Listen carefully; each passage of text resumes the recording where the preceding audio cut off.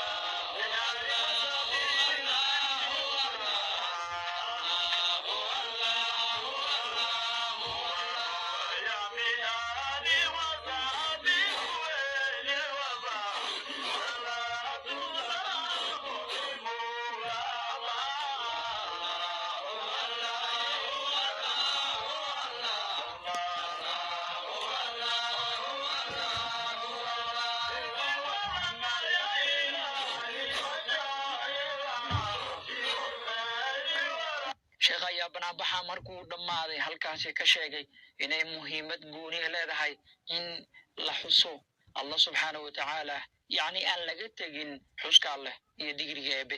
ما شاء الله توحيدك بإمارة النحسوسيين.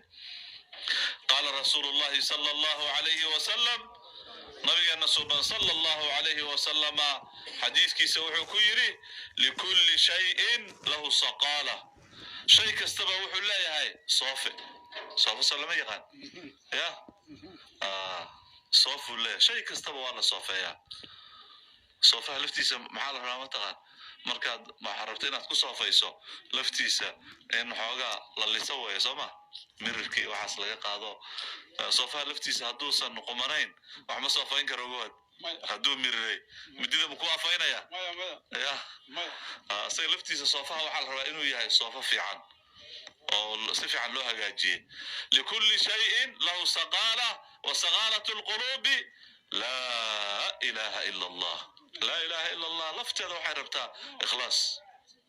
إخلاص بأبهانتا يا رابعة العدوية ترى لي قولي صوفيا داهيد وهلو خير كاهيد وهي رابعة واللي يقاني معي تري استغفارنا يحتاج إلى استغفارات أنا استغفارتي أنا كيل الربي أو خالص كاها إنه صاهين بأمرين إنايتري أسير لفتي سينا كسي استغفارته توبة المستهزئين إلى أنه سكدين أسألفتي سئل لقى استغفار سدواي وركع عبادة لفتها وحوبة عنتها إخلاص وحوبة عنتها وما أمروا إلا ليعبدوا الله مخلصين له الدين توحيد كما كان الله إيمانا يسوع لفتي سوحوا ربا آداب وحوا ربا أخلاق آداب الذكر كتب تقرأ كتب الله فصل في آداب الذكر كتب الحديث كهدا فيرسو كتب التصوف كهدا فيرسو كتب تمارك أخلاق كشيء كينيس هدا فيرسو كتب الرقائق هدا فيرسو هذا بتذكري كوضح الله يا انت كدب وحالس kugu soo noqday munaasabadii ballaarneed oo bartanka looga jiro waxaana halkaasi laga qaaday qasaa'id lagu amaanayo xabiibkeena Muhammad sallallahu alayhi wasallam kiina shadiinta calankeeda taawo rasuul allah salaam alaykum asalaam alaykum asalaam alaykum rasuul allah salaam alaykum habib allah salaam alaykum allah runtaki adeeye ka habsoon ku fartay codkii basoo diray waqaadi cadkii cabiyo dagaaliyo ku marsiyo xudow kiina shadiinta calankeeda taawo rasuul allah السلام عليكم رسول الله قلبي مطيم بحسن بدا في وجهك المتلمع وتسليم وزكاة تحيتي على خير خلق الله يا حبيب الله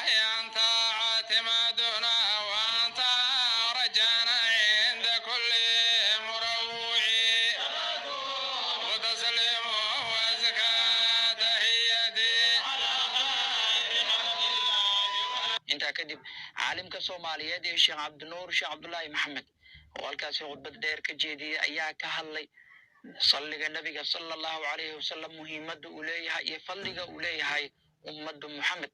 waxa uu dhanka kale sheekhu ka hadlay dadka meelaha ka sheegaya salliga nabiga haddii aad badidid inaad ku waalanaysid, hase ahaatee waxa uu sheegay in salliga nabiga oo aad badidid aad ku helaysid baraka iyo nuur. marka waxaan isku baraarujinaynaa in marna afkeenna uusan ka bixin salliga rasuulka calayhi salaatu wasalaam, marna qalbigeenna inuusan ka ciilin nabigeena sala allahu calayhi wasalam.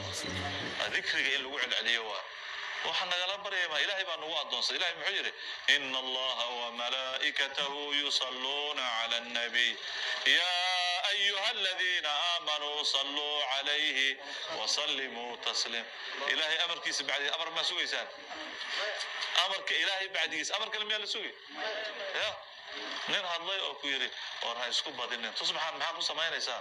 salliga nabiga akrinaya. meeqaad akrisaa? waxaan akriyaa 3,000 2,000 akriya. bismillah maxaa isugu badinaya? inaa waalato ma rabtaa? inaa waalato miyaa rabtaa? salli nabi baa lagu waasheeyaa yidhi. salliga nabiga barakaa laga qaadaa. nabiga soo muxuu leeyahay calayhi salaatu wasalaam aqrabukum manzilatan cindii aktharukum salatan calaya. وفي روايات أقربكم مجلسا قفك حق مجلسك. وفي رواية منزلة حق منزلة هي الدرجة هي مجالس جنة قفك النبي أوحيك وقفك أوصل بضن صلى الله عليه وسلم. وكتاسي محيطها وبورين وترترسين oo isku tartarsiinayo oo nabiga uu ku boorinayo ummadiisa inay salliga badiyaan. ya wixii aan qurbiga nabi maxamedna qurbiga ilaahay way. ya qofka nabi maxamed u dhow inuu ilaahay u dhow yahay mala diidaya. aqrabul khalqi ila allah mawlana muhammadur rasulullah sallallahu alayhi wasallam وأقرب الناس إلى سيدنا محمد هو أقرب الناس إلى الله. هديه يا نبي نصوبا عليه الصلاة والسلام مقربين تمتك أغسر رأيا وأقول وانشاها بدن حبيب الله محمد صلى الله عليه وسلم قفك أدونا أولياءك أغسر رأيا درجة يا شرفت يا مقامك وأسيد النبي الله كل حقه صلى الله عليه وسلم.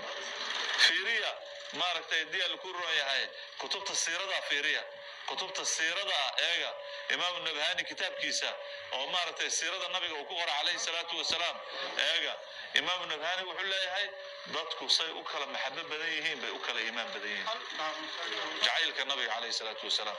حب سيدنا محمد صلى الله عليه وسلم هو الميزان بالله.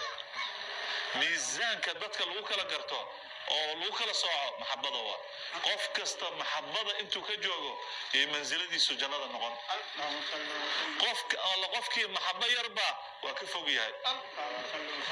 ahlu naarka wuxuu leeyahay naarta waxay u galeen oo mutaysteen waxa waaye maxabada nabiga laga waayay calayhi salaatu wasalaam iyo daacadii nabiga بدليل قوله تبارك وتعالى يا ويلتنا أطعنا الله وأطعنا الرسول صلى الله عليه وسلم.